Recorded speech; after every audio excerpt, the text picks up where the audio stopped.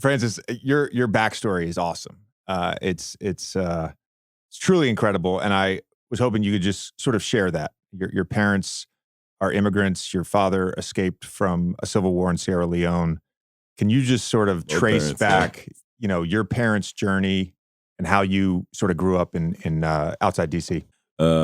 Yeah, both my parents obviously born and raised in Sierra Leone. And yeah, they got to the States early '90s. Obviously during the Civil War and stuff like that. So it was a unbelievable time. They met here in the States, and um, I have a twin brother. They had me and my twin brother, and yeah, my dad helped build a tennis academy. Who then, once the tennis academy was built, became the head maintenance guy. My mom was working two jobs and being a nurse, which we had a two-bedroom apartment, like literally a minute away from the tennis academy. My dad lived at the tennis center.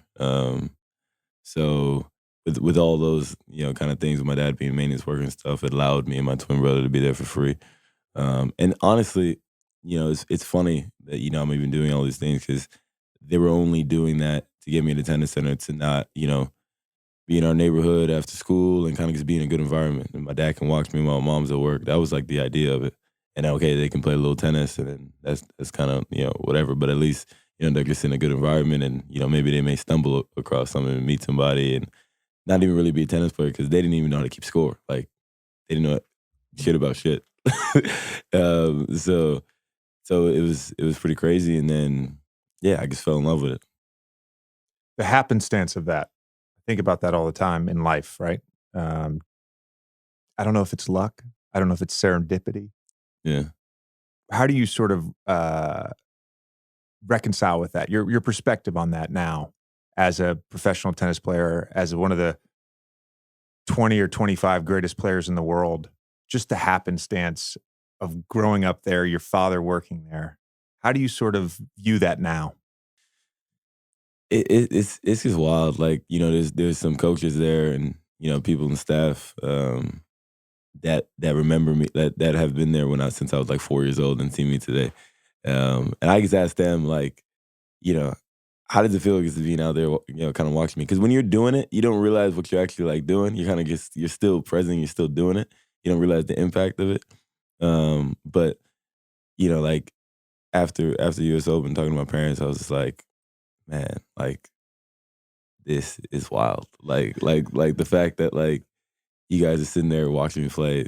Forget about the result. Okay, yeah, I beat Rafa, but like you guys are just like in the stadium, like, okay, what are you doing today? I'm watching my son play, arguably one of the greatest players ever.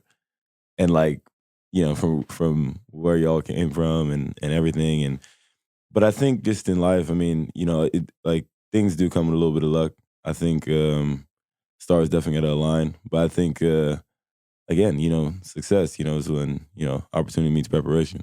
And I think I had the opportunity, and I was ready for it. And from a young age, I had, what I wanted to do in my mind. So you kind of just work towards it. What was the setup like at the center in terms of you guys were there a couple days a week, right? You'd go back and forth between there and your mom's. Right, right, Or was right. it like the tennis aside, was it how was the like living setup? How was it all kind of like put together? Yeah, so well, when we stayed in my mom's apartment, like it was like 3 days, obviously, and then yeah. But I stayed in my mom's apartment. She had her bedroom. Me and Franklin had a room, two beds in there. When we stayed with my dad, he had his own room, like in the corner offices, and he'd be working through the night. Me and my brother would stay there, or if he was sleeping there, we was sleeping on a massage table, Franklin and I. So, and people ask me all the time, like, yeah, man, I must have been tough. As a kid, like, was it? Like, like, like it was like you don't know anything else, so it's like it wasn't. It's not like foreign. It's not like you're like, man, that's wild. And I was like, I get to get up and play tennis in the morning, and I was just go lucky and kind of just whatever, So, Yeah, there's normalcy to it when you're in the moment. right, It right, doesn't right. it doesn't feel it doesn't feel special or different. The dopamine hit for you early on, because for me, being in the backyard by myself, shooting a basketball, every time that ball went through the net, got a little dopamine hit. You know, Exactly. that was the Exactly. juice for me, and it carried on the rest of my career. You know, I love going to the gym and working out, getting shots up, and even as like a 14, 15-year NBA vet, like I still enjoyed just the solitude of shooting a basketball and watching it go through the net. What was the juice for you early on? What was besides just the circumstances of your living situation and your father working there, there is something, I assume, that made you fall in love with the sport. Yeah, you know, I mean, I just loved. I mean, a couple things. I loved the one-on-one competition of it. Like the problem solving, understanding, like, you know, yeah, how am I gonna win? I mean, because especially you have coaches, but they can't coach you when you're playing. Now they introduced that a little bit, but um, so yeah, I think that gets kind of like one-on-one kind of gets like battle, but it's kind of the same thing. Like you say, you know, you love seeing the basketball go in the hoop, and you know, for me, because even hearing the tennis ball like off the strings, you know, that sound if I'm hitting serves, you know, that big popping sound when I hit a huge serve, like, and as I'm getting older, it's louder and louder. Um, yeah, so yeah, it gets those kind of things. It was super cool growing up. What age do you feel like you started to learn the technical aspects of it? Like you went from being like, I just love doing this to like, okay, now, you know, I'm gonna start thinking about this in a almost a real professional way. I mean, obviously you go pro 10 years later. So Right. I think you always want to, right?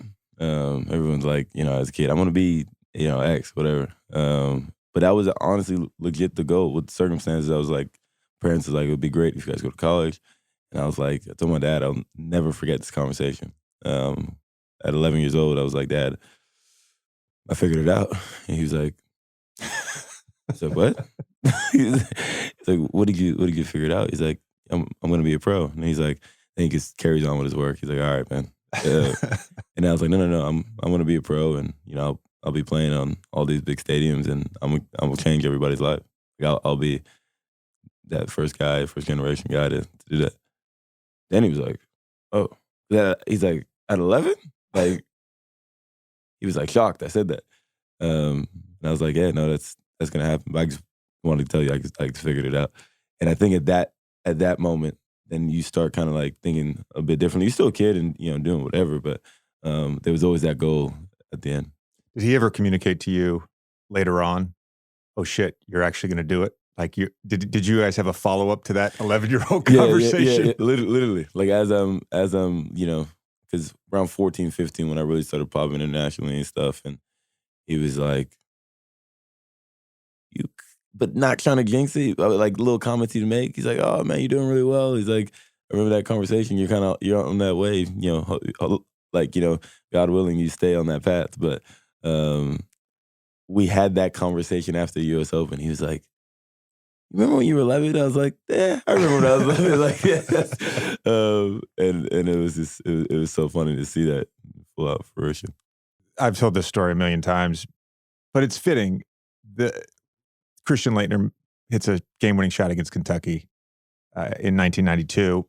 I was a few months away from my 8th birthday, watching the game with my parents. Makes the shot, and I turned to them and I said, "I'm gonna play at Duke someday."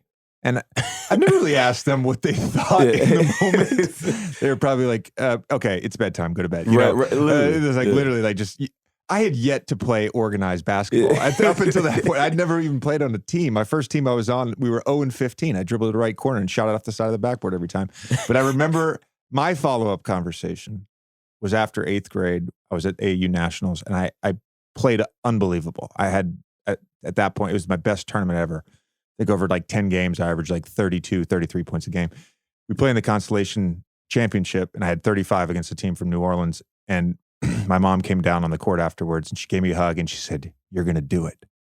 And I was like, "Huh? I'm going to do what?" And she was like, "You're going to play at Duke." I was like, "Oh shit." And that's when, for me at 14, that's when it sort of became real.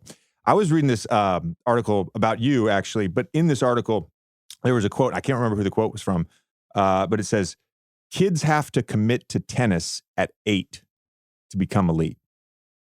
Is there truth to that's a scary thing for me because my son Knox, he's 8 now. He's obsessed with basketball, and he plays almost every day. But I feel like, especially with tennis and maybe golf to an extent as well, and I've watched the Andy Roddick doc or whatever, but I feel like there's a little bit of a burden there to put on an 8-year-old that it's got to be so focused and so obsessive at such a young age. Yeah, I mean, the 10,000 hours is a real thing.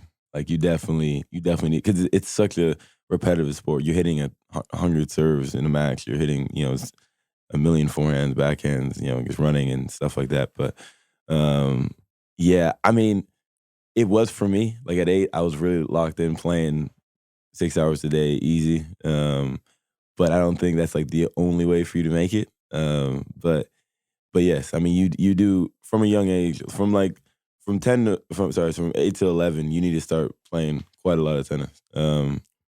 But yeah, I mean, you definitely got to commit, because you have these, European dudes who are just committed, like playing. God knows if they're even ever opening up a book. Like they just playing tennis all day, every day. Like, so yeah. As always, thank you for listening to the show. Please subscribe on YouTube, Spotify, Apple, Wondery, wherever you listen to your podcast. We appreciate you guys.